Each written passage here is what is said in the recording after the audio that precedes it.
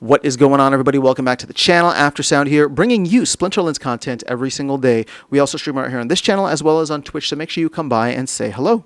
This video is also brought to you by my music, which is available anywhere you stream music under the name Aftersound, and I do have a new song out recently called Don't Forget About Me, the Supernova version, so check it out. Let me know what you think, and I appreciate the support. All right, guys, we have a land update, and I know I'm a couple of days behind on this, but this was Cryptomancer's land update from this week, and I'll be honest, from the the TLDR for folks, it's not like there was any groundbreaking stuff here, so I'm going to just read through it and then get to some questions towards the end that I think are worth considering, but yeah, we know that Midnight Potions are coming out. They announced it already, so let's just cover what he has here. So here's this week's land update. The Land Midnight Potions project has reached code complete status and is scheduled to begin internal QA testing tomorrow, which was actually 2 days ago, with a release scheduled for April 29th, regular maintenance window. In case you missed it, here's a full post. We covered that already in a previous video.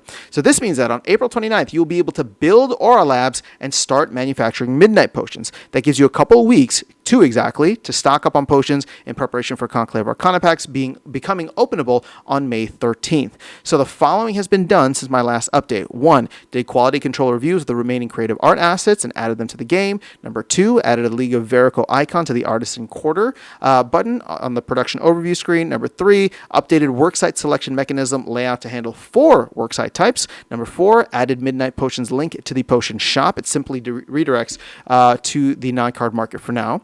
And then number 5, added Midnight Potions to the mana well. Number 6, blocked transfers and market listings for plots with Aura Labs, effectively making them soulbound. So keep in mind, if you have a plot that has a Aura Lab on it, you have to change the construction site because the permits that allow that lab to exist are soulbound, right? The plots themselves are not, and you can change the worksite, and when you change the worksite, you get the Aura permit back in your inventory, and you can use it on another plot, but you cannot sell your plot until it's changed to something else, which is just like a 24-hour thing.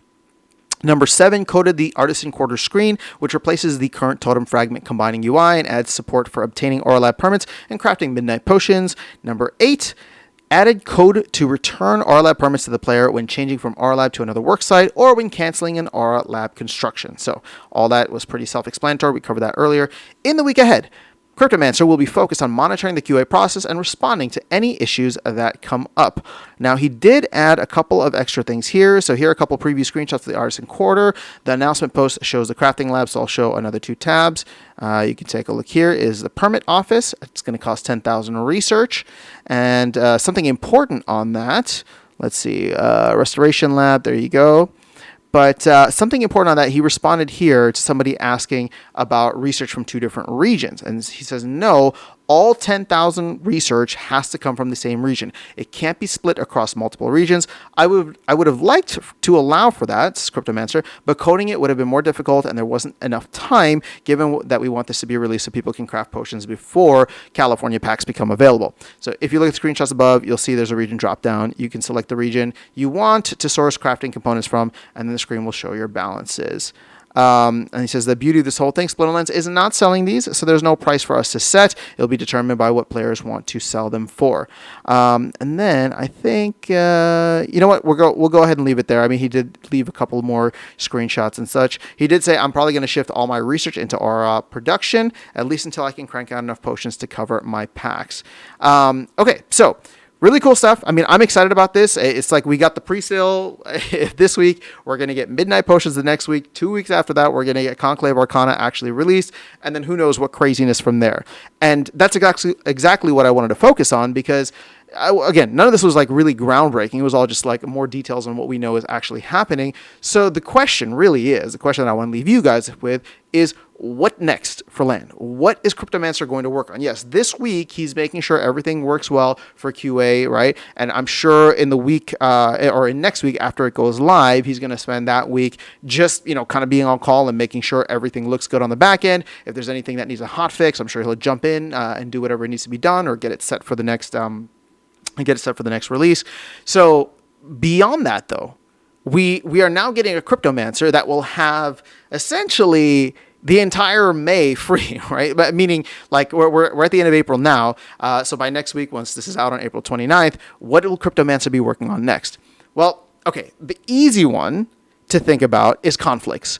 And we know that conflicts are coming sometime in June or July. Again, it's probably going to be a month, maybe two, after Conclave Arcana does release. Rebellion, it did start about a month later, so my hope is that this still starts a month later, just to get all these cards off the marketplace. But who knows? We'll see what happens. So that's one aspect. The other aspect, if they want to shift gears, is revival potions. Now, we have not heard much about revival potions in a while. I don't think that's because the team is not wanting to do them anymore, but I think it's simply the fact that they've been all hands on deck for Conclave Arcana. And once Conclave Arcana is out, Matt had said recently that they were going to shift their focus back to survival mode. This is in response to a question of like, how's survival mode doing, right? And so he said they're going to shift, look at the data, look at the analytics, get some insights from it, and then move forward with any changes. So one thing that was mentioned, I'm probably going to do a separate video on this, is the match liquidity in survival mode. So if that is a major issue, then revival potions could take precedence over the wagons. Also, with the wagons having been created already, right? There's a code for them already that just requires them to use or utilize DEC. We already have the resources in game, right? Wood, stone, or if it's just a matter of changing the code so that they're no longer requiring DEC to be purchased, but they're requiring, the resources from land or the repairs for those resources from land, which will probably be additional code that Cryptomancer will have to work on. All I'm saying, and again, I'm not technical enough to know how much work. I just don't think it's going to be as much work as starting from scratch, obviously speaking, right? So if that's the case, then I can see either of those two being worked on. And the good thing about Cryptomancer working for the DAO is that there's a lot of transparency here, so he'll tell us what he's probably going to be working on next. But one of those two is where I would guess we would be focused on. Now, I think what he ends up working on is going to show where it's going to maybe show the team's hand on where they're at from a conflicts perspectives. And what I mean by that is if they want to give conflicts 2 months, right? So it starts in July, they might have Cryptomancer quickly pivot over to revival potions, right? And do something for survival mode so that we don't have to wait another 2 months to get match liquidity in survival mode. If they decide to do, the land resources for wagons right away, then that could signal that they're trying to get that done relatively quickly, or that maybe it's just not a lot of work, right? And so it's like Cryptomancer, just go in and knock it out so that we can get conflicts out in a reasonable amount of time. So again, I don't know. This is all just speculation, but those are the two things that I would expect from land in the future. So let me know your thoughts, your predictions, and what you think of mine in the comments below. Otherwise, I'll catch you all in the next one and see you around the game. Take care.